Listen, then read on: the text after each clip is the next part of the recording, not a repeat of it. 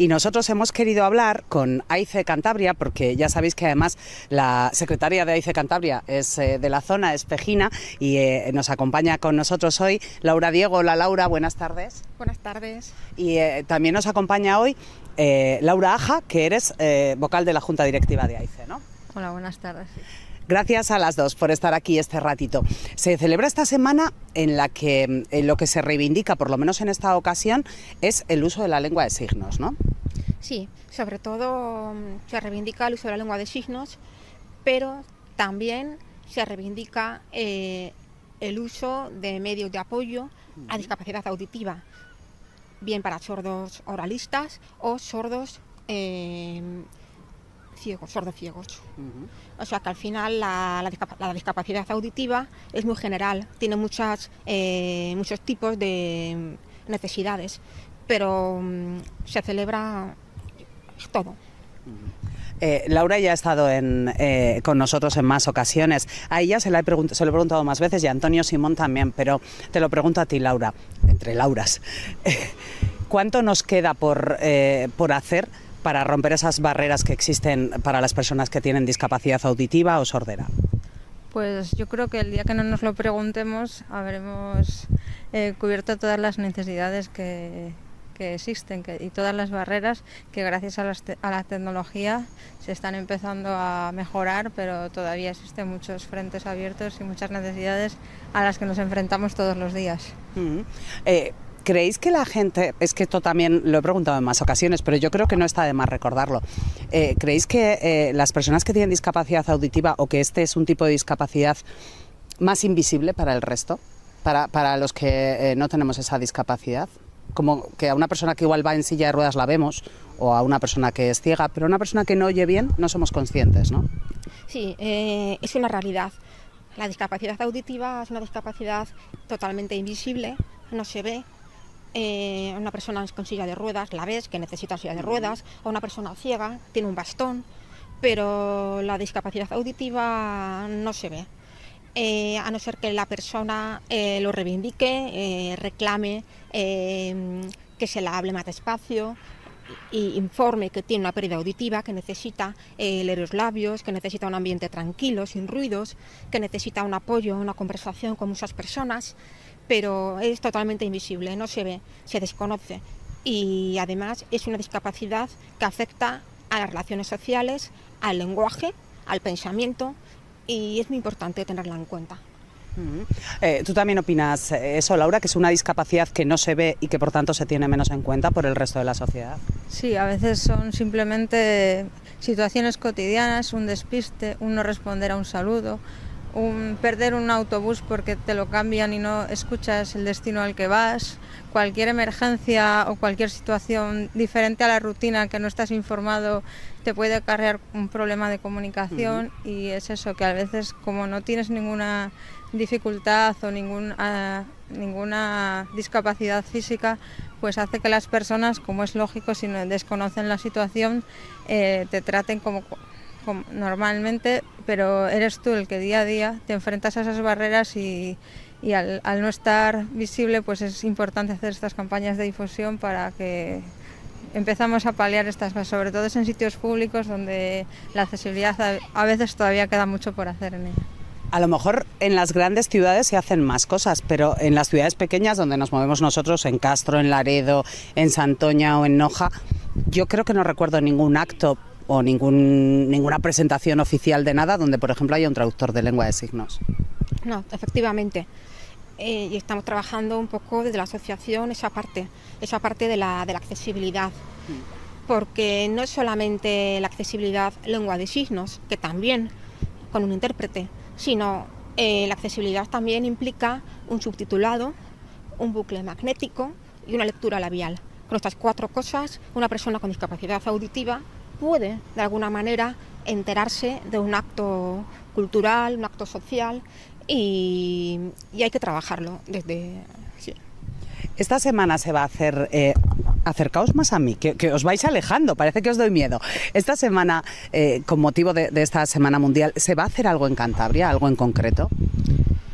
Desde la asociación, de momento estamos dando esta entrevista de divulgación de información, de concienciación, pero el trabajo lo estamos haciendo realmente todo el año.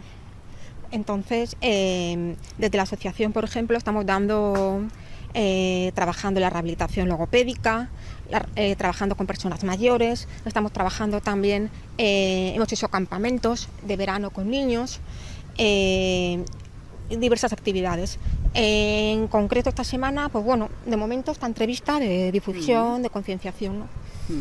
¿Se trabaja igual con personas que tienen una pérdida auditiva o una sordera total desde la infancia que con personas que pierden el oído con la edad, con el paso de los años o por una enfermedad?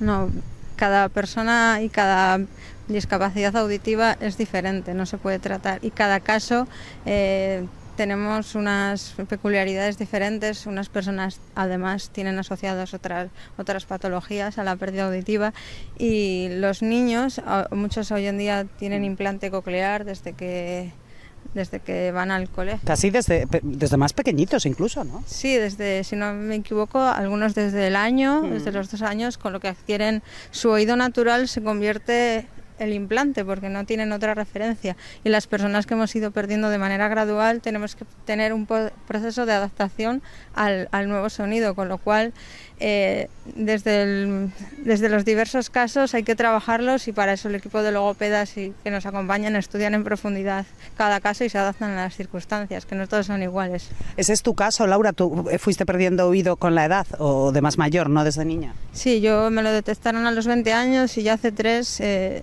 el oído derecho pues dejó de funcionar, y fue cuando a partir de ahí me empezaron a plantear el tema del implante, y ha supuesto un cambio de vida pues total. En lo que decía Laura antes, lo llevo desde mayo. ¿Solo? Sí. Y estoy trabajando mucho en la logopedia.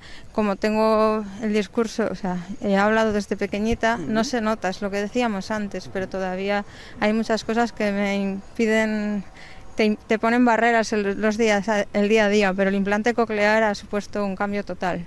Los que, claro, los que no lo llevamos ni hemos sufrido una pérdida auditiva todavía, porque tú siempre dices que podemos, siempre nos recuerdas los riesgos que tenemos con los cascos, etcétera, no nos hacemos a la idea eso de aprender a oír con el implante. O sea, no se oye igual que oigo yo ahora. No, es que te cambia todo. A mí lo que más me sorprendió fue ir paseando y descubrir los pajaritos, porque los agudos es que no los recordaba, y todo supone un estímulo, porque encima no sabes qué oyes, no sabes si es un perro o un pájaro, y poco a poco con la logopeda vas trabajando, a la cual envío un saludo de Laredo maravillosa, y vas trabajando hasta que descubres qué sonido suena, y luego ya empiezas con las palabras, pero lleva un proceso bastante lento. Eso lo hemos hablado en más ocasiones, que hay que adaptarse y que hay que aprender a oír con el implante, que es algo que yo creo que el resto no asumimos. Tú también hablas siempre, Laura, cuando hemos conversado en otras ocasiones, de la importancia de la estimulación desde el primer momento. Por ejemplo, cuando hablamos de niños que a lo mejor nacen ya con una sordera, la estimulación y el trabajo desde que son muy pequeños. Sí, la estimulación del cerebro es fundamental hacerla cuanto antes. Puede ser una estimulación a nivel auditivo, con los restos que quedan, o puede ser una estimulación visual, pero siempre hay que estimular al niño para que adquiera la mayor información posible y el propio cerebro trabaje. Una vez que se pone el implante coclear, hay que hacer la rehabilitación. Y como decía Laura, hay que aprender a distinguir los sonidos, los graves, los agudos, si es un pájaro, si es un perro, si es una voz, y qué tipo de letras, qué vocales, qué palabras. Todo eso es un trabajo poco a poco. Depende de... Unos tardan más, otros menos. Un trabajo que lleva mucho tiempo. Tú hablas siempre de la prevención y alguna vez nos has dado cifras que la OMS considera pues que hay un porcentaje altísimo de gente que vamos a perder audición porque utilizamos muchos cascos. Yo soy una de ellas, uso mucho la música y los llevamos a un volumen altísimo. Sí, según los últimos datos de la OMS, el 25% de la población tendrá pérdida auditiva en los próximos años. Es un porcentaje muy alto y, como comentas, se debe sobre todo al mayor uso de los cascos. Después de la pandemia, durante la pandemia y después de la pandemia, la gente joven ha cogido costumbre, hábito, y los adultos también, de utilizar cascos para todo, para ir por la calle, escuchar la radio, redes sociales, todo. Entonces, ¿qué pasa? Que hay que utilizar un volumen óptimo para prevenir esa pérdida. Es como si fuera un trauma, el sonido, si está en alto volumen, es una onda mecánica que va al tímpano y es como dar golpes continuamente y lo daña. Si se pasa de tiempo, se acaba dañando y no tiene solución. Entonces, no es recuperable. No es recuperable y hay que intentar prevenirlo, es la única solución. Hay mucha gente... hay una pérdida auditiva que se produce con la edad o a lo mejor por algún tipo de enfermedad, pero cuando nos vamos haciendo mayores hay todavía mucha resistencia a decir que oyes mal. Hay gente que se ofende incluso. Sí, yo creo que todos los que hemos pasado por ese momento nos enfrentamos a muchos miedos, a mucha incertidumbre y sobre todo que socialmente no es muy visible todavía ver a gente joven con aparatos, aunque sí de música. Y te enfrentas cada persona a sus miedos de una manera diferente. Pero bueno, yo creo que desde hace unos años la tecnología ha avanzado, más la estética de los audífonos, de los implantes. Es verdad, no tiene nada que ver con hace 20 años. Y claro, yo creo que la calidad de vida compensa todo lo demás, porque al final es que te cambia todo, llevarlos o no, cuando te lo quitas por la noche es como estar desnudo ante el mundo. Aislarte también, ¿no? Sí, te aísla totalmente, así que una vez que te acostumbras luego ya no te lo quieres quitar en todo el día. El oído es algo que, además tú que eres de la rama sanitaria, Laura, el oído es algo que deberíamos revisarnos como el que las mujeres, por ejemplo, que ya tenemos asumido que hay que ir al ginecólogo con periodicidad una vez al año, te pase o no te pase nada, ¿tendríamos que hacer lo mismo con el oído? Sí, por supuesto. El oído hay que cuidarlo también. Es como la revisión de la vista, que cada X tiempo, pues, depende de cada persona, ¿no? Cuando ves que ya ves menos, pues vas al oftalmólogo o tienes algún problema. Con el oído lo mismo, si ves que ya oyes menos, que vas poniendo la televisión más alta, entonces ya, o que la gente de alrededor te dice, oye, no hables tan alto, o que no te enteras, pues igual ahí tenemos que hacer un autorreconocimiento que nos cuesta muchas veces y pensar, a ver, ¿qué me pasa? Igual estoy perdiendo audición y puede ir al otorrino. Nos cuesta reconocer. ¿Por qué cuesta? ¿Por qué cuesta reconocer? Pues no lo sé, la verdad que debe estar mal visto, oímos bien, estamos bien, y eres la otra persona la que grita, echamos la culpa a los demás, no lo sé, la verdad que es curioso, pero la discapacidad auditiva cuesta aceptarla, cuesta reconocerla.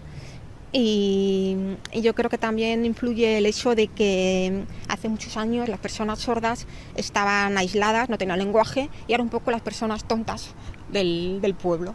Entonces, claro, eso todavía ha quedado ahí, este pozo. Pero bueno, menos mal que las cosas se van conociendo cada vez más y se va conociendo más el tema de la pérdida auditiva y las soluciones que hay. ¿Tú también crees que queda ese pozo de rechazar un poco a las personas que tienen problemas de audición? Yo misma, la primera vez que me dijeron que iba a entrevistar, además me llamasteis vosotros por teléfono, que iba a entrevistar a 2 personas con implante coclear, dije, a ver cómo lo hago. Pues yo creo que todo lo desconocido genera incertidumbre y al final enfrentarnos a algo con lo que no estamos habituados pues causa cierto miedo o respeto. Y una vez que empezamos a normalizar en nuestro entorno a vivir o tener más presente personas con pérdida auditiva, sobre todo personas jóvenes, que está menos visto, pues normalizamos como todo al final. Y yo creo que es una persona joven hoy en día, lo bueno que tiene, entre otras cosas que para otras cosas no son tan buenas, son las redes sociales. Que hay mucha gente que está haciendo difusión, gente joven de todo el mundo, pues como cualquier adolescente, cualquier persona joven, entre ellas, por ejemplo, pilotos. Bueno, hay gente importante que ha tenido pérdida auditiva y ha sabido desarrollar su carrera profesional o ha llegado a un punto de referencia, y eso es muy importante para la gente joven también, visibilizarse, tener referentes, y eso está ayudando bastante. En mi caso, muchísimo.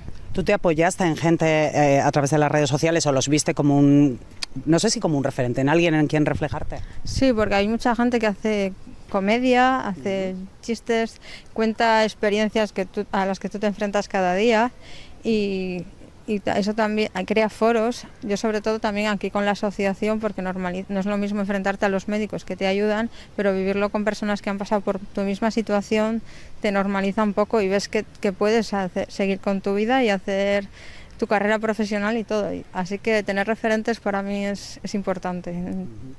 Vosotras sois un ejemplo de ello, además. Chicas, os agradezco mucho que hayáis venido aquí a mitad de la Alameda a hacer esta entrevista conmigo. Gracias a las dos, Laura y Laura, por haberos acercado. Laura Diego, que es la secretaria ahora mismo, ¿no?, de AICE en Cantabria, y Laura Aja, una de las vocales. Gracias por haber estado aquí hoy. Un saludo.